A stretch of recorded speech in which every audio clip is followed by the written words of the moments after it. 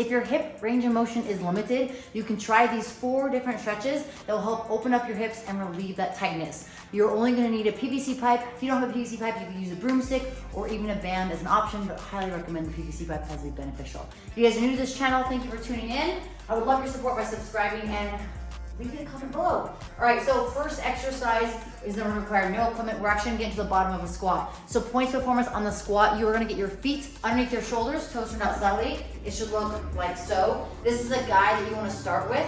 If you feel like you're really tight, you can go a little bit wider. You also can use an anchor point like a rig or a sturdy foundation like a squat rack to give yourself some stability if you need it. So as I get set up, I'm gonna sit myself on the bottom of that squat. I'm gonna bring my elbows on the inside of my knees, press my palms together. I'm gonna push my knees out. We're gonna hold this for 30 seconds. In this position, you're maintaining a flat spine by lifting the torso, pushing the butt up, excuse me. You're trying to hold this position. If you feel like you're really rounded, then you can lift your hips slightly, push knees out, or you can widen your stance to maybe a little outside the shoulders. But I want you to focus on pushing the knees out with elbows. 30 seconds there. Then, you'll grab your PVC pipe or broomstick. You're gonna place it on your back like a back squat. Thumbs on top or around, doesn't matter, but hands are close to your body. Like a back squat position, same thing. I'm gonna get to the bottom of the squat. I'm gonna focus on pulling my torso up, pushing my knees out, obviously now with no assistance, holding for 30 seconds. Then I'll stand, bring the PVC pipe in front of me. So this is the third exercise. I'm gonna do a front squat position, loose fingertip grip, hands on the outside. If you can't get the elbows up with that bar coming off the shoulders, use your chin to kind of pull it down like so. Same squat position. Go to the bottom, fight to keep the knees up, lift the torso, elbows high. Try to avoid the elbows going down. If you're limited in range of motion, just try to hold that position as high as you can for 30 seconds. Then you'll come up. Bar will go back, on the back. Now your hands. If you can, you're gonna interlock them behind your head, like so. If this is not doable, one option is to come out here, so your fingertips come to the outside of the ears.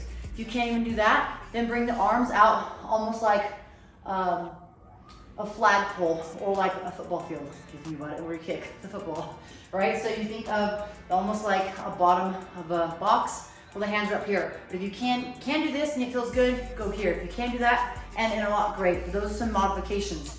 From there, you're gonna get to the bottom of that squat again, interlock the fingers, torso down, rib cage down, sit into the bottom of the squat, same thing. Drive the knees out, fight to have that torso up. Now, if you're in this position and it looks more like so, that's okay. Try to fight to get the chest up, knees out, sit down, right? And hold as much as you can. 30 seconds, then come up. Now, another modification you can do is to sit to a bench or box with that position.